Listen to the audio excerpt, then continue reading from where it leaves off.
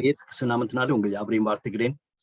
நம்ம தொடர்ந்து இப்படியாக வேத புஸ்தகங்களை படிக்கத்தக்கதாக தேவன் தந்திருக்கிற இந்த மேலான வாய்ப்புக்காக கிருபைக்காக அதிகமாக நான் தேவனை ஸ்தோத்திரிக்கிறேன். உங்களுடைய வாஞ்சைக்காக அதிகமாக நான் நன்றி கூறுகிறேன். ஒருவேளை பலர் பிஸியா இருந்தாலும், ஒரு சிலருக்கு இன்ட்ரெஸ்ட் குறைஞ்சு போனாலும், நீங்க தொடர்ந்து இந்த மாதிரி புக் ஸ்டடியில இன்ட்ரெஸ்டா இருக்கிறத பார்க்கும் பொழுது எனக்கு மிகுந்த மகிழ்ச்சி. I am extremely grateful to God. எனக்கு அது கிடைத்த ஒரு பெரிய பாக்கியமா நான் கருதுகிறேன். இப்பொழுது நம்முடைய மத்தியில இருக்கிற டாக்டர் சதீஷ் அவங்க அலகாபாத்ல இருந்து ஜாயின் பண்ணியிருக்காங்க.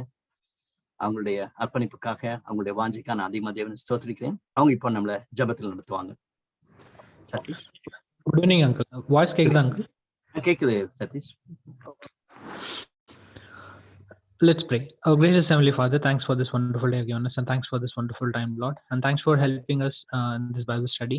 And thanks for helping Billy Uncle for him to prepare and to teach us, Lord, and to for his hard work and for his efforts. And we're thankful for wonderful way you are teaching many lessons through these Bible studies, through various books in the past days. And as this week we are going to study the book of First Kings, you continue to talk to us, you continue to interact with us, and continue to transform inside out. And we pray that, Lord, your word may impact us and influence us, that we may abide in it and bear fruit, and live a life that pleases you and bring glory and honor to your name, Lord.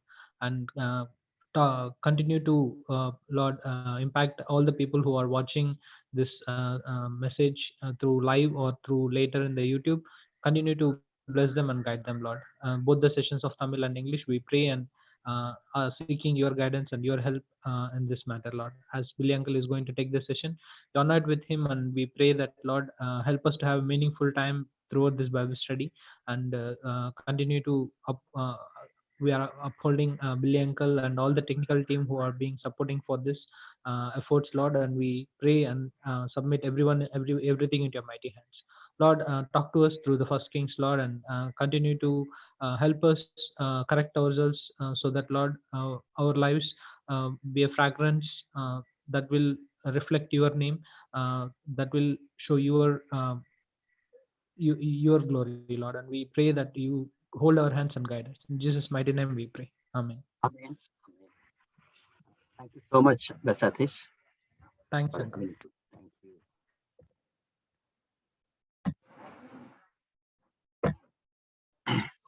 இந்த வாரத்துல நம்ம திரும்பமாக historical புக்குகளாக நம்ம கடந்து போறோம்.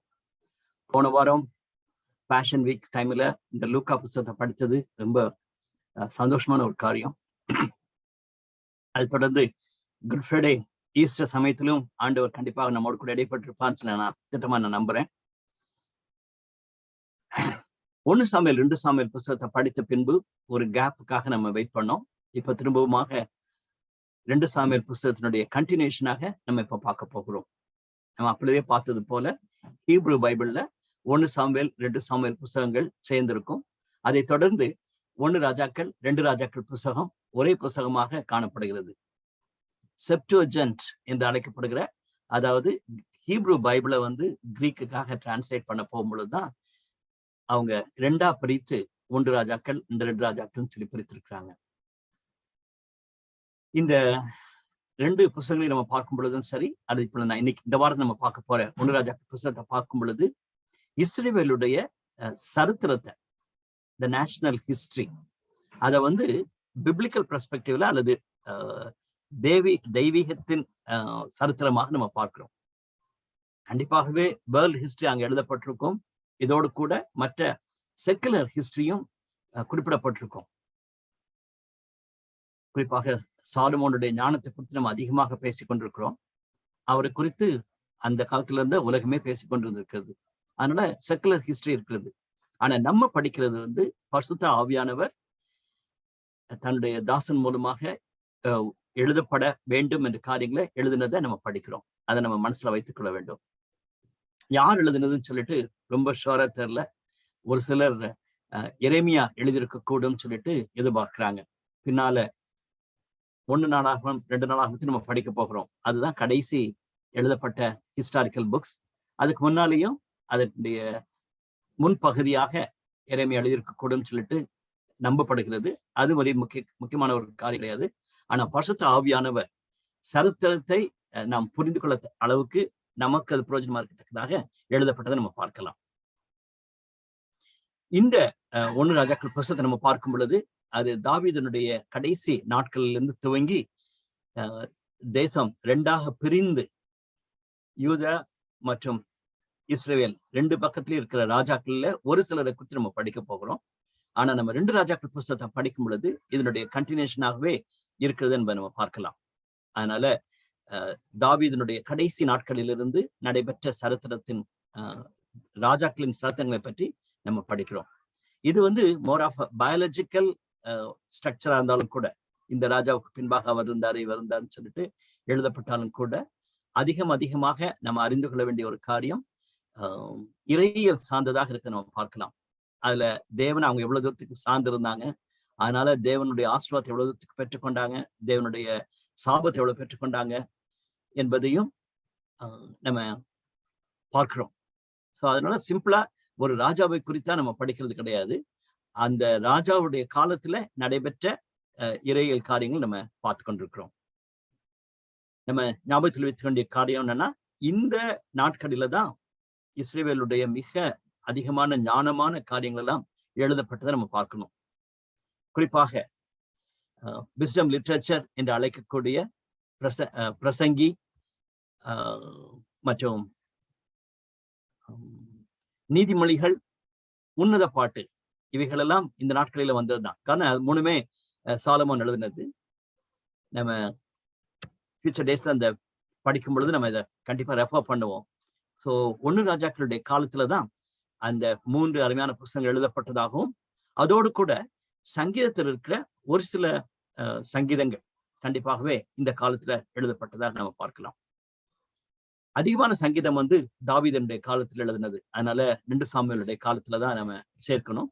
But ஒரு சில சங்கீதங்கள் Solomon எழுதப்பட்டதும் சாலமோனுடைய காலத்தில் எழுதப்பட்டதையும் நம்ம பார்க்க முடிகிறது. குறிப்பாக ராஜாவை ஏற்படுத்துவதை குறித்தான சங்கீதங்கள் மிக அருமையான சங்கீதங்கள், அது நம்ம படிக்கணும். குறிப்பாக 45ஆம் சங்கீதத்தெல்லாம் நம்ம பார்க்கிறோம். அதுதான் இன்னைக்கு இந்த வார்த்தையில் நம்ம கவனிக்க போகும் பொழுது பார்க்கக்கூடிய ராஜ்யம். தேவனுடைய ராஜ்யத்திற்கு ஒப்பிட்டு பேசலாம். ராஜாவை உருவாக்குகிறார், தேவன் ராஜாவை உருவாக்குகிறார் என்று சொல்லக்கூடியது. அதோடு கூட நம்மளுடைய வாழ்க்கையினுடைய ஆளுகை அதை குறித்தும் கம்பேர் பண்ணலாம். அதனால ஒரு கமெண்டேட்டர் இப்படி சொல்லுகிறார், it holds a secret of success in reigning over the kingdom of your life. ஒருவேளை நம்மளுடைய வாழ்க்கையினுடைய ராஜரீகத்தை குறித்து பேசக்கூடியதாகவும் இதை நம்ம பார்க்கலாம். சோ பல கண்ணோட்டத்தோடு கூட நம்ம பார்க்கணும். முதலாவது நம்ம பார்த்தது போல தெய்வீகமாக அல்லது தேவனுடைய கண்ணோட்டத்துல நடைபெற்ற காரியங்கள் நம்ம பார்க்கிறோம். 2வது தேவனுடைய ஜனத்திற்கு ஆண்டவர் கொடுக்கக்கூடிய ஒரு முக்கியத்தை நம்ம பார்க்கலாம். அதிலும் நம்ம குறிப்பாக அறிந்து கொள்ள வேண்டிய ஒரு சத்தியம் என்னவென்றால், இஸ்ரவேல் ஜனத்துக்கு ஆசாரியர்கள் காணப்பட்டாங்க, பிரீஸ்ட் இருந்தாங்க. அதன் பின்பு நியாயாதிபதிகள் ஏற்பட்டாங்க. நியாயாதிபதிகள் காலத்துலதான் விட்டு ராஜாக்கள் வேணும்னு சொல்லிட்டு ராஜாக்கள் வந்தாங்க. we can call them as princes. Doctor Godwin Nicholson அவருடைய ஓல்ட் டெஸ்டமென்ட் இதுல மிக அழகாக அதை உபயோகிப்பார். Priest, princes and prophets. எங்கெல்லாம் பிரின்சஸ் அல்லது ஆளுகை செய்யறவங்க கஷ்டப்பட்டாங்களோ அல்லது வேதனைப்பட்டாங்களோ அல்லது அவங்களை வேதனைப்படுத்த வைத்தாங்களோ அப்பொழுது ப்ராஃபெட்ஸ் வர வேண்டியதா இருந்தது. நம்ம அதனால இந்த சரித்திர பூர்வத்துல ப்ராஃபெட்ஸையும் நம்ம பார்க்கணும். So we have to keep this in mind. Priests, princes and prophets.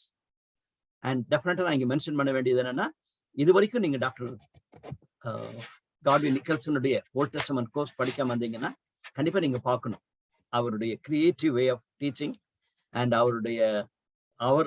ஆண்டவர் அவர் கொடுத்திருக்க கிருபையை வைத்து அவர் சொல்லக்கூடிய ஒரு காரியம் ஓல்ட் டெஸ்டமென்ட் மேட் ஈஸி என்ற தலைப்புல தான் அவர் பேசுகிறார். அதனால மிகவும் சுலபமான விதத்துல ஓல்ட் டெஸ்டமென்ட் புரிந்து கொள்வதற்கு அவர் சொல்லுது நம்ம பார்க்கலாம். இப்ப கூட இன்னைக்கு தான் நினைக்கிறேன் அவர் வாட்ஸ்அப் குரூப்ல போட்டிருக்காரு, ராஜாக்களை குறித்தான ஒரு தெளிவான ஒரு போதனையை தனியா டீச் பண்ணணும்னு சொல்லிட்டு he has decided. I think in the future daysல வரப்போகுதுன்னு நினைக்கிறேன். ஸோ நம்ம பார்க்கறது ஒரு ப்ராட் பிக்சர். இன்னும் ரொம்ப டீட்டெயிலா பார்க்கணும்னா டெஃபினட்டா டாக்டர் காட்வின் நிக்கல்சனுடைய கோர்ஸை பார்த்தீங்கன்னா ரொம்ப நல்லா இருக்கும். So priest, princes and prophets செய்தியை நம்ம பார்க்கும் பொழுது அது தேவனுடைய ஜனத்துக்காக முக்கியத்துவமா கொடுக்கப்படுகிறது. அதோடு கூட தேவனுடைய நியாய தீர்ப்பு, மற்ற மக்களுக்கு கொடுக்கப்படக்கூடிய நியாய தீர்ப்பை குறித்தும் நம்ம பார்க்கிறோம். கடைசியாக நம்மளுடைய தனிப்பட்ட வாழ்க்கையின் ஆளுகைக்கு தேவனுடைய ராஜ்யத்தின் புத்திரராக நம்ம கருதி அதை நம்ம யோசித்து பார்க்கணும். குறிப்பாக இந்த நாட்களிலே நம்மளுடைய தமிழ்நாட்டில் இருக்கிற எலெக்ஷனை யோசித்து பார்க்கலாம். நாளைக்கு நம்ம எல்லாருமே நம்முடைய பொறுப்பை நிறைவேற்ற வேண்டும். எலெக்ஷன்ஸ் என்று நம்ம பேசும் பொழுதெல்லாம் நம்ம பேசக்கூடியது ஆண்டவர் யாரை ஏற்படுத்த விரும்புகிறாரோ அவர்களை ஏற்படுத்துகிறார், யாரை தள்ள வேண்டும் விரும்புகிறாரோ தள்ளுகிறார் சொல்லிட்டு. ஆனா நம்மளுடைய கடமை இருக்கிறது ஜெபிக்க வேண்டும், ஆண்டவருடைய சித்தம் நிறைவேற வேண்டும், ஆண்டவருடைய நாமம் மகிமைப்பட வேண்டும். ஆனா ஒருவேளை விசுவாசிகள் மட்டும்தான் செலக்ட் பண்ண போது கிடையாது. அப்படியாக நம்ம இந்த நாட்களிலே விசுவாசிகள் எலெக்ஷன்ல நிற்கிறதே நம்ம அதை பார்க்க மாட்டோம்.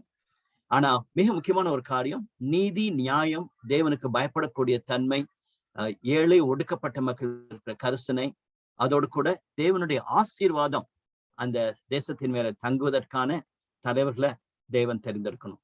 அதுதான் நம்மளுடைய ஜெபமா இருக்கணும். அது யாரா இருந்தாலும் தேவன் எழுப்ப வேண்டும். நம்மளுடைய மாநிலம் மட்டுமல்ல, மீதி இருக்கிற 3 மாநிலங்களிலும் பாண்டிச்சேரியிலும் அப்படிப்பட்ட நல்ல தலைவர்கள் தேவன் எழுப்பத்தக்கதாக நம்ம இந்த நாட்களிலே ஜெபிப்பது நம்மளுடைய கடமை. ஆனா ரிசல்ட் வரப்போறது ரொம்ப நாள் கழிச்சுதான். ஆனாலும் நாளைக்கு எலெக்ஷனுக்காக நம்ம தொடர்ந்து நம்ம ஜெபித்துக் கொண்டிருப்போம் சொல்லி நான் திட்டமா நம்புகிறேன். ராஜாக்களை ஏற்படுத்துகிறவர், ராஜாக்களை தள்ளுகிறவர் என்று அறிந்திருக்கிறோம். அதே போலதான் திருச்சபையின் காரியங்களிலும் ஊழியத்தின் காரியங்களிலும் நம்ம பார்க்கும் பொழுது இதை ஒப்பிடலாம். தேவன் எப்படியாக ராஜாக்களை எழுப்புகிறார், அதாவது அதிகாரிகளை எழுப்புகிறார், பொறுப்புள்ள மக்களை எழுப்புகிறார் என்பதை நம்ம பார்க்கக்கூடும். இந்த புத்தகத்தினுடைய மெயின் மெசேஜை நம்ம பார்க்கும் பொழுது இஸ்ரவேல், யூதா ஜனம் எவ்வளவு தூரத்துக்கு தேவனுக்கு உண்மையா இருக்கிறாங்களோ, தங்களுடைய ராஜாக்கள் மூலமாக எவ்வளவு தூரத்துக்கு உண்மையா இருக்கிறாங்களோ அவ்வளவு தூரத்துக்கு ஆண்டவர் ஒரு உடன்படிக்கையின் ஆண்டவராக இருந்து அவர்களுக்கு உதவி செய்கிறார் என்று நம்ம பார்க்க முடிகிறது. எங்க அவங்க உண்மையில்லாதபடிக்கு இருக்கிறாங்களோ அவங்க தேவனுடைய தண்டனையை பெற்றுக்கொள்கிறதையும் தேவனுடைய ஆசீர்வாதத்தை விட்டு விடுவதையும் நம்ம பார்க்க முடிகிறது. இந்த புத்தகத்தை நம்ம பார்க்கும் பொழுது முதல் 11 அதிகாரங்கள் யுனைடெட் கிங்டமாகவும் 12ஆம் அதிகாரத்துக்கு பின்பாக இருக்கிற மீதி இருக்கிற 11 அதிகாரங்கள் நம்ம பார்க்கும் பொழுது டிவைடட் கிங்டமா இருக்கிறத நம்ம பார்க்கலாம். So easy to remember. எப்படி ஜெனசிஸ்ல முதல் 11 அதிகாரங்களும் மீதி இருக்கிற அதிகாரங்கள் எல்லாமே பேட்ரியாட்டிக்கல் டைம்ஸ் நம்ம பார்க்கிறோமோ, அதே போல 1 ராஜாக்களையும் நம்ம ஞாபகம் வைத்துக் கொள்ளலாம். முதல் 11 அதிகாரங்கள் யுனைடெட் கிங்டம், அதன் பின்பு டிவைடட் கிங்டம் தான். அதன் பின்பு சேர்ந்திருக்கிறதாக நம்ம பார்க்கவே இல்லை. தவறான எண்ணத்தினால்தான் அவங்க சில ராஜாக்கள் சேர்ந்தாங்க ஒழிய மற்றபடி சரித்திரம் முழுவதும் நாம் பார்க்கக்கூடியது 2 ராஜாக்கள் தனித்தனியாக இருக்கிறதையும் 2 கேபிட்டல்ஸ் இருக்கிறதையும் நம்ம பார்க்கலாம். எருசலேமில் இருக்கக்கூடிய யூதாவினுடைய தலைநகரமும் சமரியா இருக்கக்கூடிய தலைநகரமாக வைத்திருக்கிற நார்தர்ன் கிங்டமும் அவங்க they had their own religious beliefs என்று நம்ம பார்க்கலாம். அதை நம்ம கிளியராகவே அதை பார்க்கிறோம். in that way 2 religious group மாதிரி ஆனதை நம்ம பார்க்கலாம். உண்மையான தெய்வத்தை வணங்குகிறவங்க, அதோடு கூட மற்ற தவறான வாழ்க்கை வாழக்கூடிய அல்லது தவறான ஆராதனை செய்யக்கூடிய மக்களையும் நம்ம பார்க்க முடிகிறது. அதுதான் மற்ற ஒரு டூப்ளிகேட் ரிலிஜன் போல காணப்படுறதை நம்ம பார்க்கலாம். அதை குறித்து நம்ம படிக்க போறோம். அதை நம்ம டீட்டெயிலா படிப்போம். அதை நம்ம இங்கே நம்ம ஞாபகம் வைத்துக் கொள்வது நல்லது. இட்ஸ் நாட் தட் 2 பிரிவா பிரிந்த பின்பு ஒரேதான் ரிலிஜியஸ் ஆஸ்பெக்ட்ல அவங்க பிரியலன்னு சொல்லி நம்ம சொல்லவே கூடாது. கண்டிப்பா பிரிஞ்சாங்கன்னு சொல்லி நம்ம பார்க்கணும். பிராட் அவுட்லைன் சொல்லி நம்ம பார்த்தோம்னு சொன்னா, நான் சொன்னது போல இது 2ஆ பிரிக்கலாம். முதல் 11 அதிகாரங்கள் யுனைடெட் கிங்டம், 2வது பகுதி டிவைடட் கிங்டம். அல்லது இன்னொரு விதத்துல நம்ம பிரிக்கணும்னு சொல்லி யோசிச்சோம்னு சொன்னோம்னா, முதல் 2 அதிகாரங்கள் தாவீதுனுடைய கடைசி நாட்களும் சாலமோன் எப்படி ராஜாவானார் என்பதையும் நம்ம பார்க்கிறோம். 3ஆம் அதிகாரத்திலிருந்து 11ஆம் அதிகாரம் வரைக்கும் சாலமோனுடைய மகிமை. உண்மையிலே அவர் இந்த வைசஸ்ட் மேன் என்று அழைக்கக்கூடிய அளவுக்கு தேவன் அவ்வளவு கிருபை பாராட்டி இருக்கிறார். அதோடு கூட மிகவும் பரிதாபமான ஒரு ஷேம்ஃபுல் பர்சனாக, 1000 மனைவிகளை கொண்டவராக காணப்பட்ட ஒரு மனிதனாக, மிகவும் பரிதாபமான ஒரு முடிவோடு கூட இருக்கிறத நம்ம பார்க்க முடிகிறது. ரீசெண்டா நம்ம நெகேமியா புத்தகத்தை படித்தோம். நெகேமியா தாவீதை குறித்து ரொம்ப பேசுவது சொல்லுவதோட சாலமோனுடைய வாழ்க்கையை சொல்லி எச்சரித்துதான் நம்ம பார்க்கிறோம். கடைசி அதிகாரத்தில் நம்ம தான் வாசிச்சோம். சாலமோனை நீங்கள் அறிந்திருக்கிறீர்கள், எனவே அப்படி இருக்கக்கூடாதுன்னு சொல்லிட்டு ஒரு பேட் ரோல் மாடலாக சாலமோன் போனதா நம்ம பார்க்கிறோம். அதை தொடர்ந்து இந்த 2 ராஜாங்கம், சதர்ன் கிங்டமும் நார்தர்ன் கிங்டமும் எப்படி பிரிஞ்சதுன்னு சொல்றதை நம்ம பார்க்க போறோம். எப்படி இந்த சாலமோனுடைய காலத்துக்கு பின்பாக அது பிரிந்து போனது என்பதை 3 அதிகாரங்கள் நம்ம பார்க்க போகிறோம். கடைசியாக தனித்தனி ராஜாக்கள் எப்படிலாம் அவங்க இருந்தாங்க, அவங்களுடைய காலத்தில் நடைபெற்ற காரியங்களையும் நம்ம பார்க்க போகிறோம். ஸோ 2 விதத்துல இந்த அவுட்லைன் நம்ம பார்க்கலாம். இந்த பிக்சர் நமக்கு யூஸ்ஃபுல்லா இருக்குன்னு நான் நம்புறேன். இந்த 1 ராஜாக்கள் புஸ்தகத்தை நம்ம கொஞ்சம் டீட்டெயிலா பார்க்கணும்னு ஆசைப்பட்டோம்னா இதுல ஈஸியா பார்த்துடலாம். 2ஆம் அதிகாரம் 10ஆம் வசனம் வரைக்கும் தாவீதுனுடைய காலம் இருந்ததை நம்ம பார்க்கலாம். அதை தொடர்ந்து சாலமோனுடைய காலம். 2 பேருமே கிட்டத்தட்ட 40 வருஷம் ராஜாக்களா இருந்திருக்காங்கன்னு சொல்றதை நம்ம பார்க்க முடிகிறது. அவங்க காலத்துல இருந்த தீர்க்கதரிசிகளுடைய பெயர்கள் நாத்தான் மற்றும் காத். அவங்க 2 பேருடைய பெயர் நம்ம வாசிக்கிறோம். முன்னாலே நம்ம வாசிச்சோம். சாமுவேல் புத்தகத்தை படிக்கும் பொழுது 1 நாளாகமம் 29ஆம் அதிகாரம் 29ஆம் வசனத்துல பார்க்கிறோம். சாமுவேலுடைய செய்தியும் அதோடு கூட நாத்தான், காத் எழுதினவங்களுடைய செய்தி இருக்கிறது என்பதை நம்ம பார்த்திருக்கிறோம். ஸோ அவங்களுடைய காலத்துல இந்த தீர்க்கதரிசிகள் இருந்திருக்காங்கன்னு சொல்லி பார்க்கிறோம். அதுக்கு பின்பாக 2 கிங்டம் பிரிந்து போகிறது, உடைகிறத நம்ம பார்க்கலாம். மிக வருத்தமான ஒரு காரியம். 2ஆக பிரிகிறது. ரெகபயாம் 17 வருஷமும், ஜெருபயாம் நார்தர்ன் கிங்டத்தை 22 வருஷமும் ஆண்டாங்கன்னு சொல்லி நம்ம பார்க்கலாம். 1 ராஜாக்கள் புஸ்தகத்துல 4 ராஜாக்களுடைய காலங்கள் குறிப்பிடப்பட்டதை நம்ம பார்க்கலாம். ஆனா இஸ்ரவேல் தெற்கு ராஜ்யத்தை பார்க்கும் பொழுது அநேக ராஜாக்கள் இருந்து ஒரு சிலர் குறைவான காலத்துல இருந்து அவங்க வாழ்ந்ததையும் நம்ம பார்க்கலாம். பின்பகுதியில ஆகாப் ராஜாவாகும் பொழுது, இஸ்ரவேலிலே ஆகாப் ராஜாவாகும் பொழுது எலியாவுடைய காலம் துவங்குவதை நம்ம பார்க்கலாம். அதை குறித்து நம்ம இன்னைக்கு இந்த வார்த்தை படிக்கும் பொழுது நம்ம அதிகமா நம்ம படிக்க போகிறோம். எலியாவுடைய காலத்தை நம்ம படிக்க போகிறோம். இதுதான் டக்குன்னு பார்த்த உடனே நமக்கு 1 ராஜாக்கள் புஸ்தகத்துல இருக்கக்கூடிய செய்தி என்பதை நம்ம அறிந்து கொள்ளலாம். இந்த வார்த்தை நம்ம எப்படி பார்க்க போறோம்னா, முதல் 2 அதிகாரங்கள் இன்னைக்கு நம்ம பார்க்க போகிறோம். இன்ட்ரடக்ஷனோட சேர்ந்து 2 அதிகாரம் நம்ம பார்க்க போகிறோம். நாளைக்கு மீதி இருக்கிற 1வது பகுதியில் மீதி இருக்கிற பகுதி சாலமோனுடைய மகிமையும் சாலமோனுடைய பரிதாபமான குணாதிசயங்களை குறித்து நம்ம பார்க்க போகிறோம். கர்த்தருக்கு சித்தமான வெனஸ்டே நம்ம பார்க்க போறது என்னன்னா 16ஆம் அதிகாரம் 28ஆம் வசனம் வரைக்கும் நம்ம பார்க்க போகிறோம். அதுல ரெகபயாம், யெரொபயாம் 2 பேருடைய நாட்களை குறித்தான காரியங்களையும் மற்ற கிங்ஸ் அவங்களோட கனெக்ட் இருக்கிறதையும் நம்ம பார்க்க போகிறோம். கடைசியாக ஆகாபுடைய காலத்தையும் யூத ராஜாவாகிய ஜோசபாத் அவருடைய காலத்தையும் நம்ம கடைசியா தேர்ஸ்டே நம்ம பார்க்க போகிறோம். கர்த்தர் சித்தமான அடுத்த வாரத்துல இதே என்னுடைய தொடர்ச்சியாக 2 ராஜாக்கள் புஸ்தகத்தையும் நம்ம படிக்க போகிறோம். அப்படி நம்ம பார்த்துட்டோம்னு சொன்னோம்னா 1 சாமுவேல் காலத்துல இருந்து துவங்கி இப்போ தாவீதுடைய காலத்தை முடித்து விட்டு அதை தொடர்ந்து இருக்கிற ராஜாக்களுடைய காலத்தையும் நம்ம பார்க்க போகிறோம். 1 நாளாகமும் 2 நாளாகமும் புஸ்தகத்தை ஒரு கேப் வைத்து விட்டு பார்ப்பது நல்லதுன்னு சொல்லிட்டு நான் யோசிக்கிறேன். இன்னைக்கு நம்ம கேட்க போகிற பகுதி தாவீதுடைய கடைசி வார்த்தைகள். அது நம்முடைய மத்தியில் இருக்கிற சகோதரி பிரீத்தி நமக்காக வாசிப்பாங்க. டாக்டர் பிரீத்தி ஆபிரகாம், ட்ரிச்சி EGF அவங்க வாசிப்பாங்க. குட் ஈவினிங் பிரீத்தி. கேக்குதா? கேக்குதே பிரீத்தி. ஓகேண்ணா. 1 ராஜாக்கள் 2ஆம் அதிகாரம் 1ஆம் வசனம் முதல் 9ஆம் வசனம் முடிய. தாவீது மரணமடையும் காலம் சமீபித்த போது அவன் தன் குமாரனாகிய சாலமோனுக்கு கட்டளையிட்டு சொன்னது, நான் பூலோகத்தார் யாவரும் போகிற வழியே போகிறேன். நீ திடன் கொண்ட புருஷனாயிரு.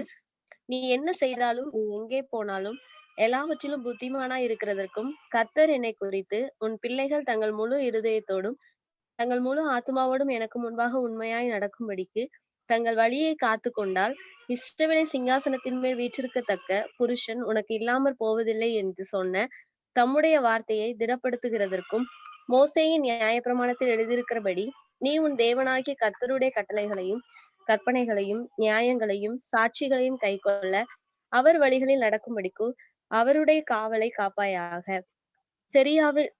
செரியாவின் குமாரனாகிய யோவாப், இஸ்ரவேலின் 2 சேனாதிபதிகளாகிய நேரின் குமாரன் அப்னேருக்கும், ஏத்தேரின் குமாரன் அமாசாவுக்கும் செய்த காரியத்தினால் எனக்கு செய்த குற்றத்தை நீ அறிந்திருக்கிறாயே. அவன் அவர்களை கொன்று சமாதான காலத்திலே யுத்த காலத்து இரத்தத்தை சிந்தி, யுத்த காலத்து இரத்தத்தை தன் அறையில் உள்ள கச்சையிலும் தன் கால்களில் இருந்த பாதரட்சையிலும் வடிய விட்டானே. ஆகையால் உன் யுக்தியின்படியே நீ செய்து அவனுடைய நரைமயில் சமாதானமாய் பாதாளத்தில் இறங்க ஒட்டாதிரு. கீலேயாத்தியனான பர்சிலாயின் குமாரருக்கு செய்வாயாக. அவர்கள் உன் பந்தியிலே சாப்பிடுகிறவர்களுடன் இருப்பார்களாக. உன் சகோதரனாகிய அப்சலோமுக்கு முன்பாக நான் ஓடி போகையில் அவர்கள் என்னை ஆதரித்தார்கள். மேலும் பகூரிம் ஊரானான பென்யமீனாகிய கேராவின் மகன் சீமேயு உன்னிடத்தில் இருக்கிறான். நான் மக்னாயிமுக்கு போகிற நாளிலே அவன் என்னை கொடிய தூசணமாய் தூசித்தான். ஆனாலும் அவன் யோர்தானிலே எனக்கு எதிர்கொண்டு வந்தபடியினால் நான் உன்னை பட்டயத்தாலே கொன்று போடுவதில்லை என்று கர்த்தர் மேல் அவனுக்கு ஆணையிட்டு கொடுத்தேன். ஆகிலும் நீ அவனை குற்றமற்றவன் என்று எண்ணாதே. நீ புத்திமான். அவனுடைய நரைமயிரை இரத்தத்துடன் பாதாளத்தில் இறங்க பண்ண நீ அவனுக்கு செய்ய வேண்டியதை அறிவாய் என்றான். So much, Sister Preeti, for that wonderful reading. Thank you. முதலாம் அதிகாரத்தை திருப்பிக் கொள்வோம். முதல் 4 வசனங்களை பார்க்கும் பொழுது தாவீது மிகவும் பெட்ரிடனாக அல்லது மிகவும் வயதானவராக இருக்கதா நம்ம பார்க்கலாம். அதுதான் அவருடைய காலத்துல இருக்கிறது நம்ம பார்க்கிறோம். ஆனா 2ஆம் அதிகாரம் இப்ப வாசிக்க கேட்ட பகுதியை நம்ம பார்க்கும் பொழுது தெளிவான ஒரு மைண்ட் இருக்குது. அவர் கிளியரா பேசுகிறார். அதனால நம்ம டக்குன்னு பார்த்தோம்னா ஏதோ அவரு சாக போற மாதிரி அப்படியே படுத்து கிடக்கான்னு நினைக்க வேண்டாம். He was very conscious, but at the same time he was not active என்பதை நம்ம முதல் காலத்துல பார்க்கிறோம். அடுத்த ஒரு காரியம் என்னன்னா, எப்பொழுதுமே வயதாக பழைய காரியங்கள் நமக்கு நல்ல ஞாபகம் இருக்கும். இப்போ இன்னைக்கு மருந்து சாப்பிட்டேனான்னு தெரியாது, இன்னைக்கு நான் லஞ்ச் சாப்பிட்டேனான்னு சொல்லி தெரியாது. அது மாதிரி காரியங்கள் தான் நமக்கு பிரச்சனையா வரும்போடைய பழைய காலத்தின் காரியங்கள் எல்லாமே ஞாபகம் இருக்குன்னு சொல்லிட்டு நம்ம எல்லாருமே அறிந்திருக்கிறோம். அதனால தாவீது தெளிவான விதத்துல சாலமோனோடு பேசினதை நம்ம பார்க்க முடிகிறது. அதோடு கூட இப்போ முதலாம் அதிகாரத்தில் நம்ம பார்க்கும் பொழுது அவர் எடுத்த நல்ல காரியங்களையும் நம்ம பார்க்கிறோம். அவருடைய வயதான காலத்தின் வரைக்கும் நடைமுறை வரைக்கும் அவர் மற்றவங்களை குறித்து சொன்னது போல ஆகாதபடிக்கு சமாதானத்தோடு அவர் தன்னுடைய மரணத்தை சந்தித்தார் என்பதை பார்க்க முடிகிறது. 5ஆம் அதிகாரத்திலிருந்து 5ஆம் வசனத்திலிருந்து 10ஆம் வசனம் வரைக்கும் பகுதியை நம்ம பார்க்கும் பொழுது அது ஒரு மிகுந்த ஒரு ஆச்சரியத்தை கொடுக்கக்கூடிய ஒரு பகுதி தான். அதுல இருந்து நம்ம ஒரு பாடத்தை கண்டிப்பா நம்ம கற்றுக்கொள்ளே ஆக வேண்டும். அதோனியா நான் ராஜா ஆவேன் என்று சொல்லி தன்னைத்தான் உயர்த்தி தனக்கு ரதங்களையும் குதிரை வீரரையும் தனக்கு முன் ஓடும் 50 ஆட்களையும் சம்பாதித்தான். இந்த அதோனியா யாருன்னா, நம்ம 2 சாமுவேல் 3ஆம் அதிகாரத்துல பாக்குறது போல தாவீதினுடைய பிள்ளைகளை பற்றி போடப்பட்டிருக்கிறது. அதுல கிளியரா போட்டிருக்கிறது இவர்தான் 4வது மகன். அதனால to much extent technically speaking அவர் he can claim the kingdom. அதான் அவருடைய பாயிண்ட். அதாவது நான் 2 சாமுவேல் 3ஆம் அதிகாரம் 2ஆம் வசனத்தில் வாசிக்கிறேன். எப்ரோனிலே தாவீதுக்கு பிறந்த குமாரர் இஸ்ரேல் ஊழாரான அகினோவனிடத்தில் பிறந்த அம்னோன் அவனுக்கு முதல் பிறந்தவன். அவன் மரித்து போயிட்டான். நாபாலின் மனைவியா இருந்த கர்மேல் ஊரான அபிகாலத்தில் பிறந்த கிலியாப் என்பவனுடைய 2வது குமாரன். 3ஆம் குமாரன் அப்சலோம். 4ஆம் குமாரன் ஆகித் பெற்ற அதோனியா என்பவன். சோ இதுல பார்க்கும் பொழுது 2 பேர் கொல்லப்பட்டதை நம்ம அறிந்திருக்கிறோம். அடுத்த நபரும் மரித்து போனான்னு சொல்லிதான் பார்க்கிறோம். அப்படி இருக்கிற சூழ்நிலையில in all practical purposes he can become the king. ஆனா அது அவர் உலக பிரகாரமான விதத்துல தான் மற்ற தேசங்கள் செய்வதை போல, மற்ற ராஜாக்கள் செய்வதை போல செய்வதை நம்ம பார்க்க முடியும். அதுக்கு ஒரு காரணம் எப்படி இருக்குன்னு சொன்னா, அப்சலோம் மட்டும்தான் அவர் படிச்சிருக்க காரியம். அப்சலோம் செஞ்சதெல்லாம் அவருக்கு தெரியும். அப்சலோம் செத்து போனதும் அவருக்கு தெரியும். அதனால ஏன் என் அண்ணன் இருக்கும் பொழுது நான் அது மாதிரி செய்யக்கூடாதுன்னு சொல்லிட்டு அது ஒரு காரணமா இருக்கலாம். 2வது காரணம் அவன் என்ன சாலமோன் சொல்லிட்டு சாலமோனுடைய அம்மாவை பற்றி அவன் பேசியிருக்க கூடும். மற்றபடி சாலமோனுடைய சின்ன பையன் சொல்லி யோசிக்க கூடும். ஸோ இதெல்லாமே ரொம்ப காமன் இன் திஸ் டேஸ். இன்னைக்கு அது பாலிடிக்ஸா இருக்கட்டும், சர்ச்சா இருக்கட்டும், ஊழியமா இருக்கட்டும், ஈவன் குடும்பத்தில் இருக்கிற ஃபியூச்சர் ஜெனரேஷனுக்கு எடுக்கக்கூடிய லீடர்ஷிப்பா இருக்கட்டும். So we claim that I should be the king, நான் தான் ரூல் பண்ணணும் சொல்லி இருக்கக்கூடியது. அதுலயும் இது மாதிரி குழப்பமான குடும்பமா இருந்துச்சுன்னா, தாவீதுடைய குடும்பத்தை போல குழப்பமான ஒரு குடும்பமா இருந்துச்சுன்னா, மோர் அண்ட் மோர் ப்ராப்ளம்ஸ் இருக்கத நம்ம பாலிடிக்ஸ்லயும் பார்க்கிறோம், சர்ச்லயும் நம்ம பார்க்கிறோம். சரி, ஆனா அவருக்கு இருந்த அந்த பெருமையின் நிமித்தமாக அவர் சீக்கிரமாக ராஜாவாகணும்னு சொல்லிட்டு தீர்மானித்தது நிமித்தமாக அவர் அழிந்து போனார் என்று நம்ம பார்க்கலாம். 50 வசனத்துல, இதே அதிகாரம் 50 வசனத்துல பார்க்கும் பொழுது, அதோனியா சாலமோனுக்கு பயந்ததினால் எழும்பி போய் பலிபீடத்தின் கொம்புகளை பிடித்து கொண்டான். இவர் இவ்வளவு தூரத்துக்கு உற்சாகமா ராஜாவா போறேன்னு சொன்னவர், தம்பியை குறித்து மிகவும் கேவலமா நினைச்சவர், ஏன் அப்ப போய் பயப்படணும்? சோ அவனுக்கு ஒரு மாரல், ஒரு ஸ்ட்ரெங்க், அவருக்குள்ளான ஆண்டவருடைய சித்தத்தை செய்யறோம், ஆண்டவர் நமக்கு இந்த பொறுப்பை கொடுத்திருக்கிறார், நான் கடமைப்பட்டிருக்கிறேன் சரி, அந்த மாதிரி எண்ணமே கிடையாது. அவனுக்குள்ள மனுஷீகமா திங்க் பண்ணதுனால பயந்து போய் ஓடி போனான்னு சொல்லி பார்க்கிறோம். So my dear brothers and sisters, இன்னைக்கு இதை நம்ம பல பல சூழ்நிலைகளில கேட்டுக்கொண்டிருக்கிறோம், பார்த்து கொண்டிருக்கிறோம். லீவ் அலோன் பாலிடிக்ஸ், அது இது ரொம்ப கிளியரா நம்ம சொல்ல முடியும். பட் என்னுடைய கன்சர்ன் என்னன்னா, திருச்சபை ஊழியங்கள்ல இப்படி நடக்கிறத நம்ம பார்க்கலாம். தேவன் சாலமோன் என்ற ஒரு மனுஷனை தாவீதுனுடைய சக்சஸரை உண்டாக்கணும்னு சொல்லி யோசித்து பார்க்கும் பொழுது, ஏன் நானும் நீங்களும் முன்னால் அடிச்சு போய் அவன் என்ன ஆளு, நான் தாண்டா பொறுப்பெடுக்க போறேன்னு சொல்லிட்டு போகணும். இன்னைக்கு நிறைய பேர் அப்படித்தானே செய்யறாங்க, திருச்சபையிலும் ஊழியத்திலும். மிக வருத்தமான ஒரு காரியம்.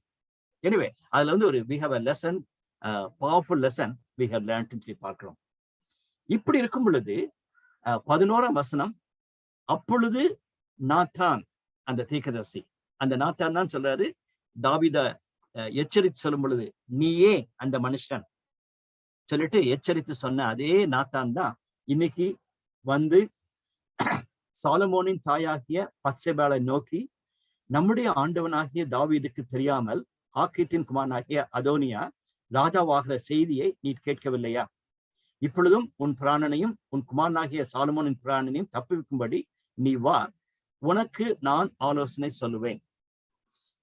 இதுல இருந்து நம்ம பார்க்கக்கூடிய ஒரு பாயிண்ட் என்னன்னா, அவர் அடுத்தவர் ராஜாவாகன்னு யோசிக்கும் பொழுது யார் யாரெல்லாம் கேர்ஃபுல்லா அவாய்ட் பண்ணுமோ அவாய்ட் பண்ணிட்டான்னு நம்ம பார்க்கலாம். யாரெல்லாம் அழைக்க கூடாதோ அழைக்கல. சாலமோனை கூப்பிடல. அதே மாதிரி நாத்தான் தீர்க்கதரிசி, அவனுக்கு நாத்தான் தீர்க்கதரிசி வேண்டியில்லை, ஒரு ஆசாரியன் இருந்தாவே போதும் சொல்லிட்டு நாத்தான் தீர்க்கதரிசியை விட்டுட்டாரு. பத்சேபாளையும் அழைக்கல. சோ அப்படி பட்ட காரியங்கள் தான் இன்னைக்கு டிஸ்கிரிமினேஷன், ஒரு 2 குரூப்பா பிரிஞ்சுறது, மக்களை சைட்லைன் பண்றது, ஜெலசி, இந்த மாதிரி காரியங்கள் எல்லாமே நம்ம நோட் பண்ணணும். அதில் ஆக்சுவலா நம்ம பைபிள் ஸ்டடி மாதிரி ஒரு டிஸ்கஷன் வச்சிருந்தோம்னா, ஒரு நல்ல ஒரு கொஸ்டின் என்னன்னா கேட்டு நம்ம பார்க்க வேண்டியது, இந்த அதோனியாவை போல இருக்கிற மனிதர்களுடைய எண்ணங்கள், மனுஷர்கள் மட்டுமல்ல மனுஷர்களும் இருக்காங்க, gents and ladies are like that, அவங்களுடைய மைண்ட் செட் என்னன்னு சொல்லி நம்ம நோட் பண்ணி பார்த்தோம்னா மிக கவலையா இருக்கிறது. எனவே எனி டைம் நானும் நீங்களும் அது மாதிரி ஆகிடலாம். அப்படி ஆகிறதுக்கு நிறைய வாய்ப்பு இருக்குது. But we have to be very very careful.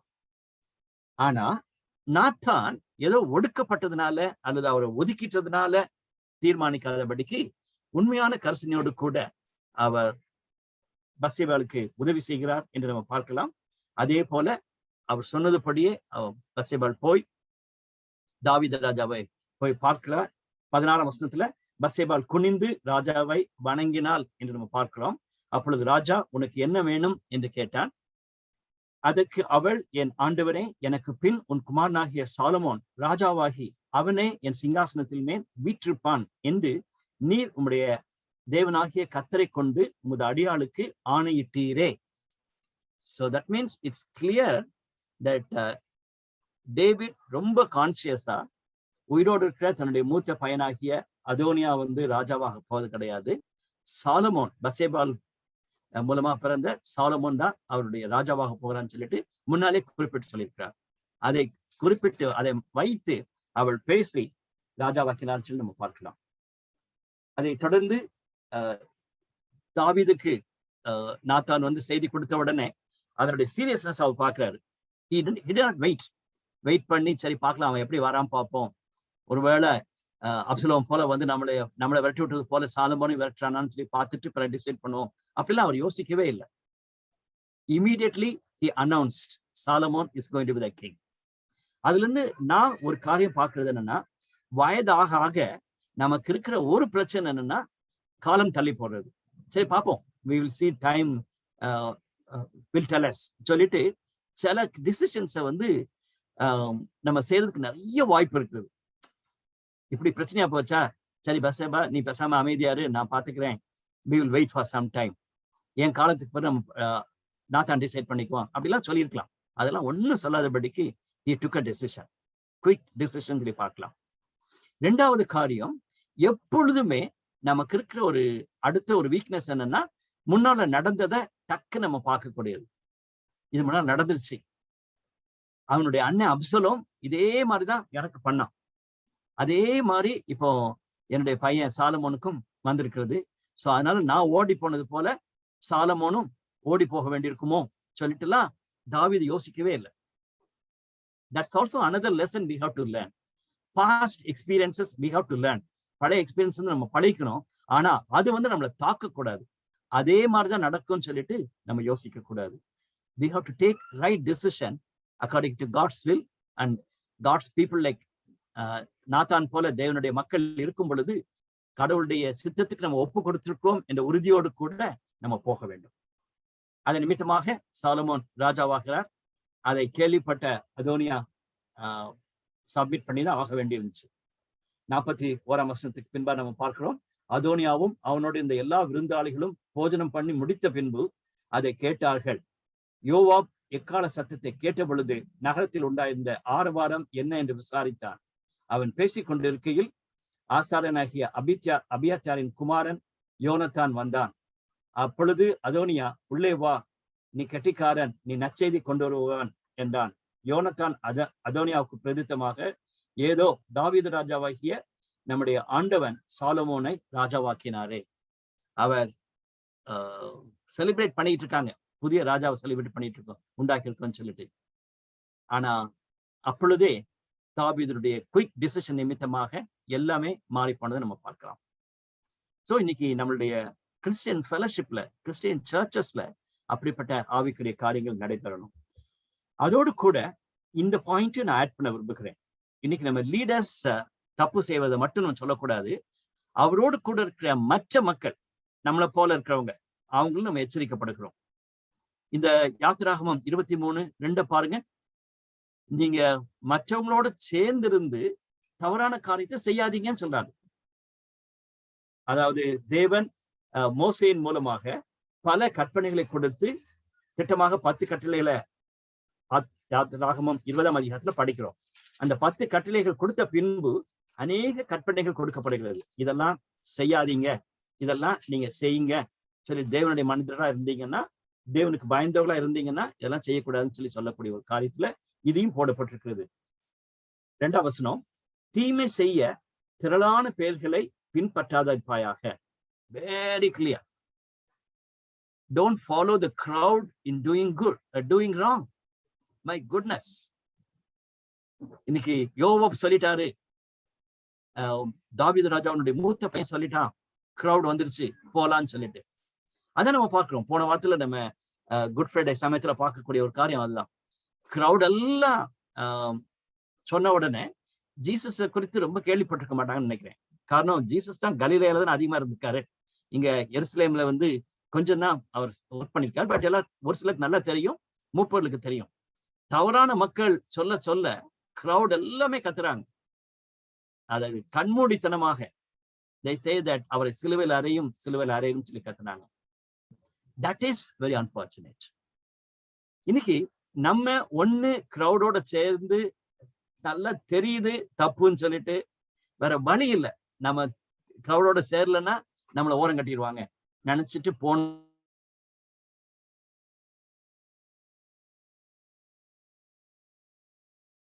பார்க்கும் பொழுது யோவாப் அவனுக்குள்ளே அந்த பேட் டெண்டன்சி இருந்துச்சு.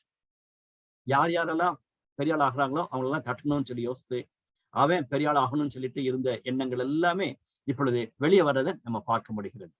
So it is very very sad. 2வது அதிகாரத்துல சாலமோன் ராஜாவாகனை ஆக போகிறார்.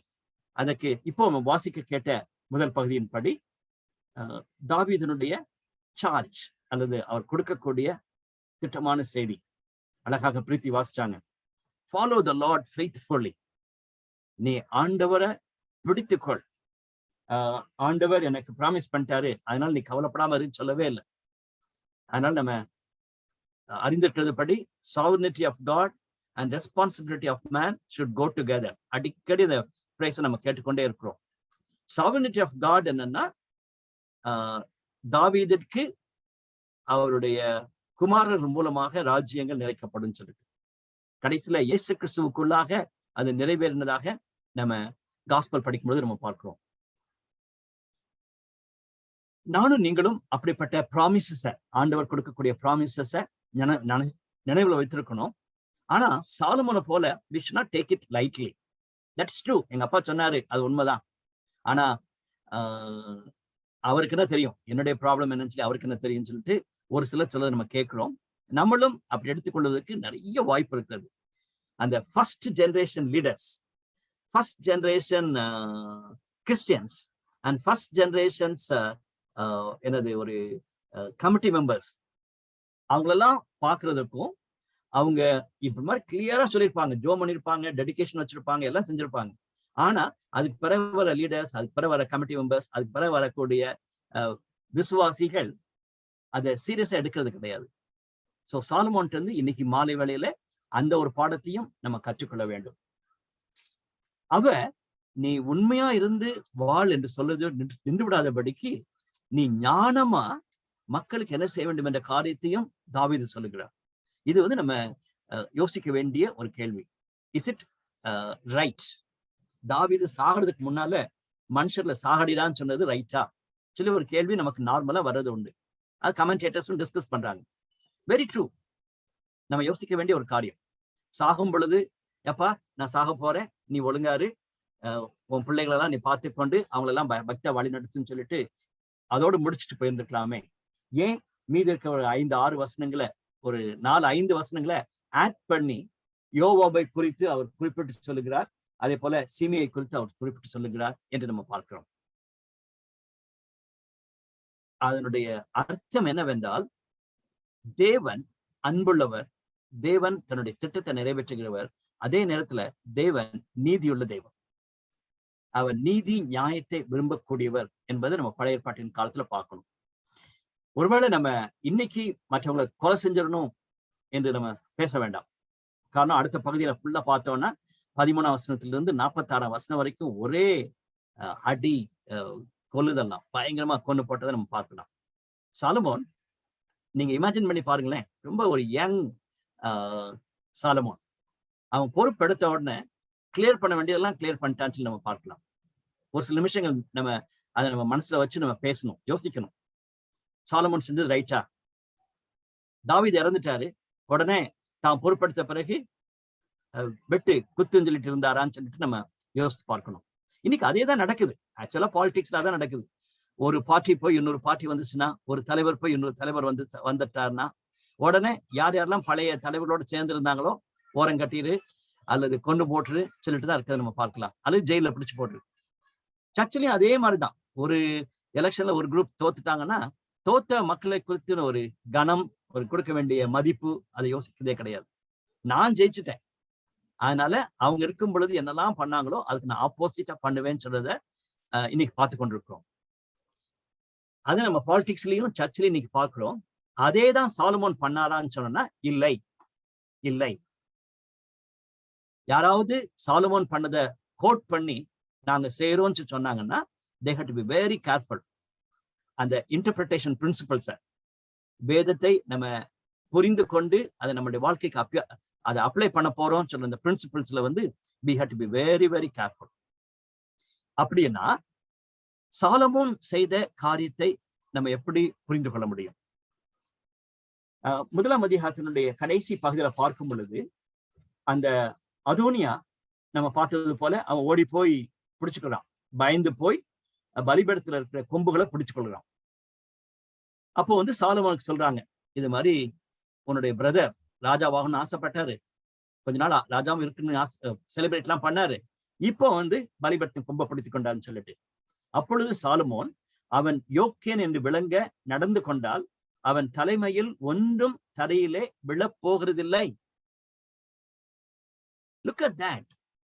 அவன் யோக்கியனா இருந்தான்னா என்று விளங்க நடந்து கொண்டால் அவனிடத்தில் பொல்லாப்பு காணப்படுவேமையானால் அவன் சாக வேண்டும். எப்போ அவன்கிட்ட பொல்லாப்பு காணப்படுதோ அப்போ he has to die. அவனை பலிபீடத்திலிருந்து கொண்டு வர ராஜாவாகிய சாலமோன் ஆட்களை அனுப்பினான். அவன் ராஜாவாகிய சாலமோனை வணங்கினான். அவனுடைய யங்க பிரதரை வணங்குறான். இப்பொழுது சாலமோன் தான் ரியல் ராஜா, அவர் டூப்ளிகேட் ராஜாவை மாறிட்டார். சாலமோன் அவனை பார்த்து நீ வீட்டுக்கு போ என்றான். சோ அன்னைக்கு அப்பவே கொண்டு போட்டிருக்கலாம். யோவாபை நீ அங்கேயே கொண்டு போட்டுருன்னு சொன்ன சாலமோன் இவன் மேல ஏன் கிரேஷியஸா இருந்தான்? பிகாஸ் ஒருவேளை பிளட் ரிலேஷன்ஷிப்பா? அப்கோர்ஸ் யோவாபும் அவனுடைய ரிலேட்டிவ் தான், பட் இது உன்னுடைய ஓன் பிரதர் மாதிரி இருந்த இல்ல, டெஃபினெட்லி நாட். நம்ம பார்க்கக்கூடியது காரியம் என்னன்னா, சாலமோன் வைஸா தான் சொல்றான், நீ இப்போ தெரியாம தப்பு பண்ணிட்டேன்னு நினைச்சிட்டன்னா பி a faithful man, நீ யோக்கியனா இரு, அப்போ கண்டிப்பா நீ சாக மாட்ட. ரைட். 2ஆம் அதிகாரத்துல பார்க்கும் பொழுது ஏன் அது செஞ்சான்னு சொல்லி பார்த்தோம்னா, 13ஆம் வசனத்துக்கு பிறகு தாவீது இறந்துடுறாரு, சாலமோன் ராஜாவாகி நல்ல செட்டில் ஆயிரான்னு சொல்லி பார்க்கிறோம். அப்போ அதோனியா சாலமோனின் தாயாகிய பத்சேபாவிடத்தில் வந்தான்.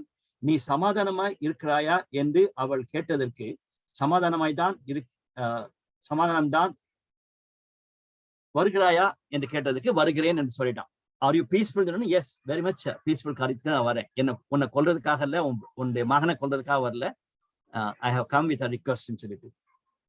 அப்பொழுது அவன் 15ஆம் வசனத்துல, ராஜ்யம் என்னுடையதா இருந்தது என்றும் நான் அரசாளுதலுக்கு இஸ்ரவேல் எல்லாரும் என் மேல் நோக்கமாய் இருந்தார்கள் என்றும் நீர் அறிவீர். No, not at all. People are எல்லாரும் நீதான் ராஜாவாகணும்னு சொல்லல. இவன் தன்னை ராஜாவா அறிமுகப்படுத்தி கொண்டான். எனவே அதிலே ஒரு பொய் இருக்குது. ஆனாலும் ராஜ்யபாரம் என்னை விட்டு தாண்டி என் சகோதரனுக்கு ஆயிற்று. நல்ல கவனிங்க, கர்த்தரால் அது அவருக்கு கிடைத்தது. கர்த்தரால் அவருக்கு கிடைத்தது. இப்பொழுது நான் உம்மிடத்தில் ஒரு மன்றாட்டை கேட்கிறேன், அதை எனக்கு மறுக்க வேண்டாம் என்றான். அவள் சொல் என்றான். அப்பொழுது அவன், ராஜாவாகிய சாலமோன் உம்முடைய சொல்லை மறுப்பதில்லை. அந்த தாவீது வயதான காலத்துல, என்னுடைய அப்பா வயதான காலத்துல இருக்கும் பொழுது ஒரு பெண்மணி அவளுக்கு ஹெல்ப் பண்ணார். அபிஷாக் அவளை குறித்து நம்ம முதல் 4 வசனத்துல வாசிக்கிறோம். அந்த பெண்மணி தான் young girl, young lady. she was taking care of him. அவளை எனக்கு திருமணம் பண்ணி கொடுக்க சாலமோன்ல கேள். நம்ம டக்குன்னு பார்த்தோம்னா வாட் இஸ் தேட்? ஆனா முதல் 4 வசனத்துல வாசிக்கும் பொழுது நம்ம பார்க்கிறோம், அவ தாவீதுடைய மனைவி கிடையாது. ஆனா இப்போ இவ கேட்கறதுக்கு என்ன தப்பு இருக்குதுன்னு சொல்லிட்டு நம்ம யோசிப்போம். ஆனா இத சாலமோன் கேள்விப்படும் பொழுது அந்த அவனுடைய தாயார் வந்து ரொம்ப சின்சியரா எடுத்துக்கொண்டாங்க. நம்ம யோசிக்கிற மாதிரி தான் எடுத்துக்கிறாங்க. அதுல என்ன தப்பு இருக்குது, அதுல நம்ம கேட்டு பார்ப்போமேன்னு சொல்லிட்டு அவன் சாலமோன்ட்ட போய் பேசுறாங்கன்னு சொல்லி நம்ம பார்க்கலாம்.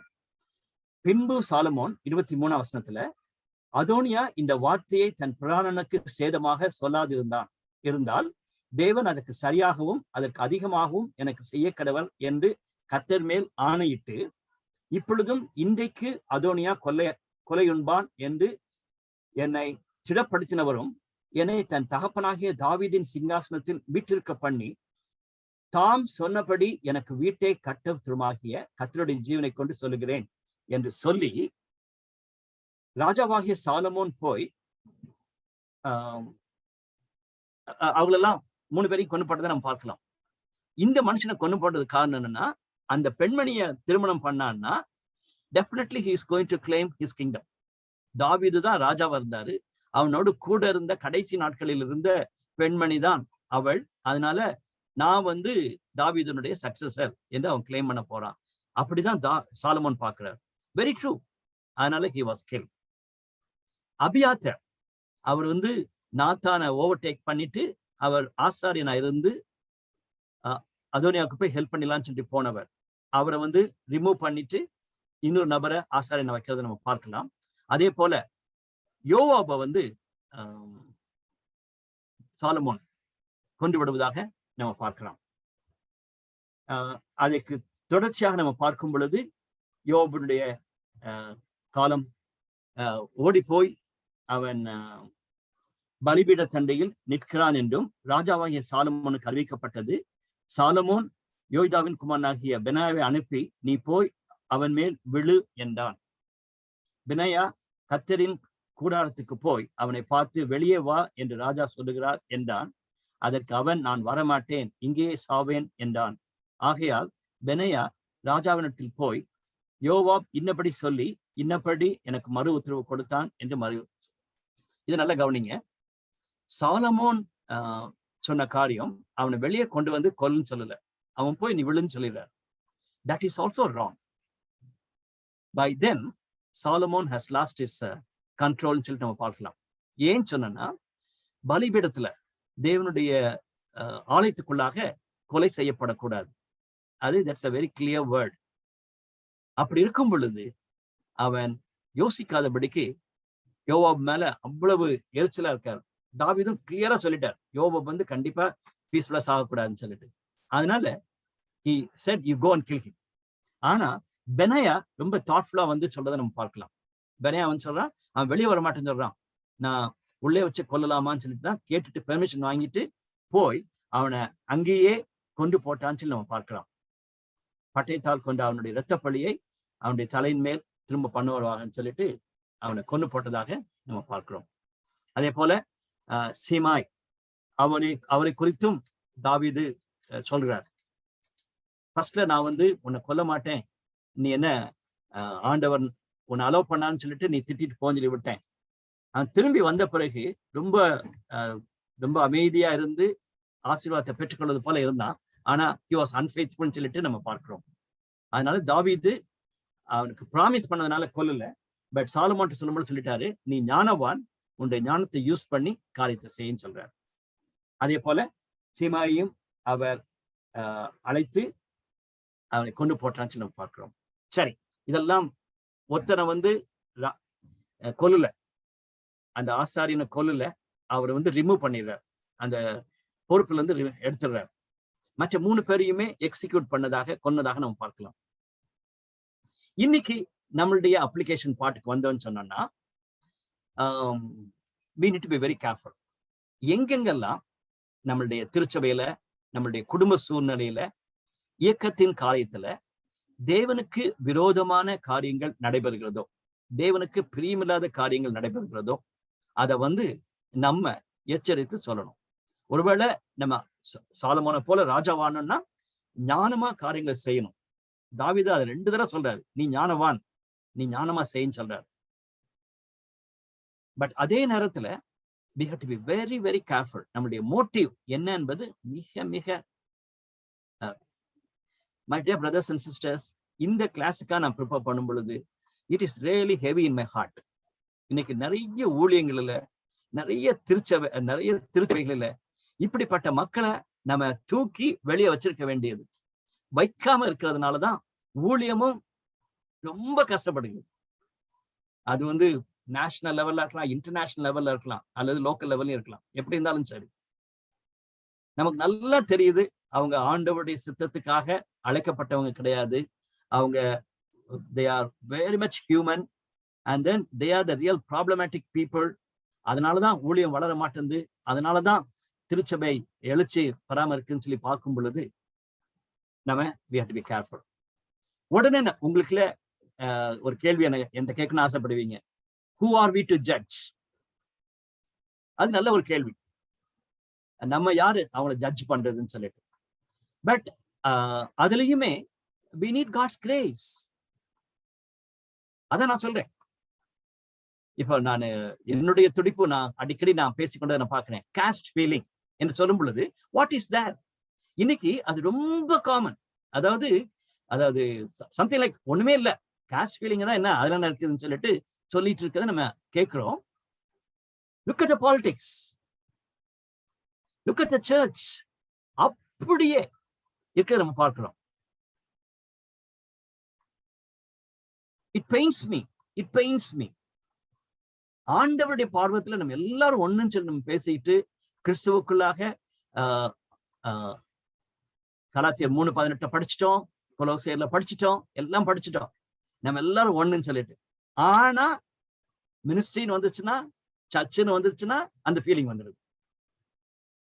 பணக்காரங்க, ஏழைகள், ரொம்ப இன்ஃப்ளூயன்ஸ் பீப்புள், ஒரு சாதாரண பையன், சாதாரண பொண்ணு, இது மாதிரி பல காரியங்களில நம்ம மக்களை ஓரம் கட்டிட்டு இருக்கோம்.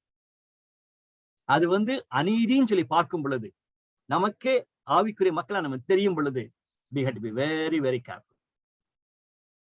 எனவே that's my concern. நம்ம அதை சரியானத்துல எடுத்துக்கொள்வோம். ஒருவேளை அந்த மாதிரி காரியங்களை சாலமோன் செய்தான்னு சொல்லும் பொழுது அதனுடைய ஆர்டர் நம்ம பார்க்கலாம். ஃபர்ஸ்ட் சொல்றாரு அவங்களை எக்ஸிக்யூட் பண்ணிடணும்னு சொல்றாரு. ரெண்டாவது he refers டேவிட், தன்னுடைய அப்பா சொன்னதை வந்து கோட் பண்றாரு. அதை நீங்க நல்லா பார்க்கலாம். தாவீதுக்கு அந்த அவர் எடுக்கிற அந்த தீர்மானத்துக்கும் தாவீதுக்கும் கனெக்ட் பண்றாரு. ஒருவேளை நம்ம இன்னைக்கு அது மாதிரி சில தீர்மானங்கள் எடுத்து காரியங்களை செய்யணும்னு சொன்னா ஒரிஜினல் விஷன், அதே மாதிரி ஸ்பிரிச்சுவாலிட்டி, ஆண்டவரை மையமா இருக்கக்கூடிய காரியங்களை வேதத்தின் அடிப்படையில நம்ம யோசிக்க வேண்டும். மூணாவது காரியம் நம்ம பார்க்கும் பொழுது ஃபியூச்சர் கிங்டம், தேவனுடைய சித்தம் நிறைவேறணும், தேவனுடைய நாமம் மகிமைப்பட வேண்டும், நித்தியத்துக்கான காரியங்கள் இருக்க வேண்டும் என்பதையும் அவர் கோட் பண்ணதை நம்ம பார்க்கலாம். இட்ஸ் நாட் தட் நான் பெரிய ஆளாயிரணும், நான் சேஃபா இருக்கணும் சரி, அப்படிக்காக இல்லை. நம்ம மற்றவங்களை கொல்றதுல எனக்கு சந்தோஷம் இருக்கணும், அப்படி கிடையாது. Think of God, think of eternity please. But அதே நேரத்துல நம்ம பார்த்தது போல அந்த யோவாவை வந்து அப்படி கொண்டிருக்க வேண்டியதில்லைன்னு சொல்லிதான் கமெண்டேட்டர்ஸ் சொல்றாங்க. That is true. வீக்னஸஸ் என்று நம்ம இந்த வார்த்தையில் நம்ம பார்க்க போறது என்னன்னா, குறிப்பாக நாளைக்கு நம்ம பார்க்க போறது என்னன்னா, சாலமோன் வந்து தாவீதை போல ஒரு ஆவிக்குரிய மனிதனாக அவர் ப்ரொஜெக்ட் பண்ணல. அப்கோர்ஸ் எடுத்த உடனே அவருக்கு கொலை செய்ய வேண்டியது மாதிரி இருந்துச்சு. ஒரு கடவுளுடைய இருக்கிற ரிலேஷன்ஷிப்ல அவர் இருந்தாரான்னு சொல்லிட்டு ஒரு பெரிய கொஸ்டின் தான். அதே மாதிரி லேட்டர் பார்ட்ல பார்க்கும் பொழுது பெண்களை குறித்தான காரியங்களிலே அவருக்கு இருந்த ஒரு வீக்னஸ் நம்ம பார்க்க முடிகிறது.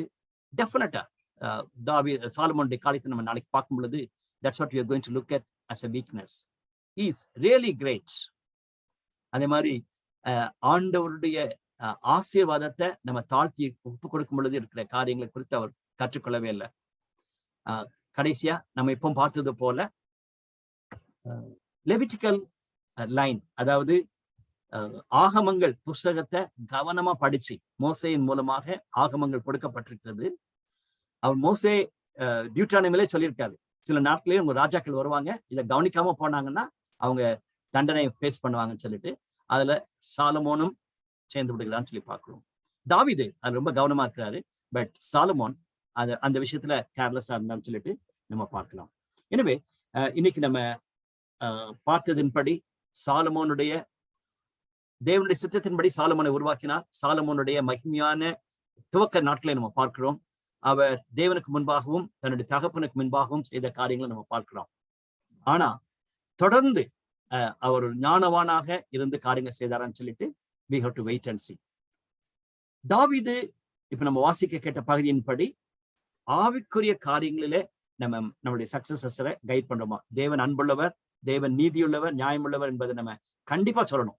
அதனால தாவீது அவனை கொல்லுன்னு சொன்னதுல தப்பு நான் சொல்லவே இல்லை. நீதியுள்ள தேவன் என்பதை குறிப்பிட்டு சொல்லுகிறார். அதே போல நீ கவனமா தேவனை ஃபாலோ பண்ணு என்று சொன்னார். நமக்கு பவர் என்று வரும் பொழுது சாலமோனமான பெரிய ராஜாவாக மாட்டோம், அல்லது ஒரு பெரிய சீஃப் மினிஸ்டர் ஆக மாட்டோம், அல்லது எம்எல்ஏ ஆக மாட்டோம். பட் நமக்குன்னு சொல்லிட்டு ஒரு சில நேரத்துல பவர் வரும் பொழுது அதை எப்படி ஹேண்டில் பண்றோம்னு சொல்லி யோசிச்சு பார்த்தா நல்லா இருக்கும். அதே மாதிரி நான் ஆண்டவர் கரத்துல உபயோகிக்கக்கூடிய ஒரு பாத்திரமானா இருக்கிறேன்னு சொல்லியும் யோசிச்சு பார்க்கலாம். அதனை போல நம்ம ஓடி போய் எடுக்காதபடிக்கு தேவன் நமக்கு பொறுப்பெடுக்கும் பொழுது சாலமோனை போல ஞானமா இருக்குமான்னு சொல்லியும் யோசிச்சு பார்க்கலாம். ஜெபிப்போம். எங்கள் அன்பின் ஆண்டவரே, இந்த ராஜாக்கள் புஸ்தகத்திலிருந்து நாங்கள் படிக்கிற ப்ரெஷஸ் லெசன்ஸ்க்காக நம்ம ஸ்தோத்திரிக்கிறோம். ஆண்டவரே, இன்றைக்கு நாங்கள் பார்த்தது போல சாலமோனுடைய இந்த துவக்க நாட்களிலே அவர் செய்த காரியங்கள் ஒருவேளை எங்களுக்கு பல கேள்விகளை எழுப்பினாலும் அது எங்களுடைய ஊழியத்திற்கும் எங்களுடைய திருச்சபையின் அனுபவத்திற்கும் அதை சொந்தமாக்கத்தக்கதான கிருபையை தருகிற ஸ்தோத்திரம். தொடர்ந்து ஆண்டவரே சாலமோன் காரியங்களை நாளைக்கு நாங்கள் பார்க்கும் பொழுது எங்களுக்கு அதிகமான காரியங்களை கற்றுத்தாரும். இந்த ராஜாக்களின் புஸ்தகத்தில் நாங்கள் படிக்கும் பொழுது எங்களுடைய தேசத்திற்காக, எங்களுடைய தமிழகத்திற்காக, எங்களுடைய திருச்சபைகளுக்காக, எங்களுடைய ஊழியர்களுக்காக, எங்களுடைய குடும்பத்துகளுக்காக நாங்கள் ஜெபிக்கிறோம். சரியான தலைவர்களை, லீடர்ஷிப்பை குறித்து நாங்கள் யோசிக்க இந்த நாட்கள் எங்களுக்கு உதவி செய்யும். எல்லாவற்றையும் கர்த்தராகிய இயேசு கிறிஸ்துவின் ஜெபிக்கிறோம் நல்ல பிதாவே, ஆமென். Thank you, James. Thank you.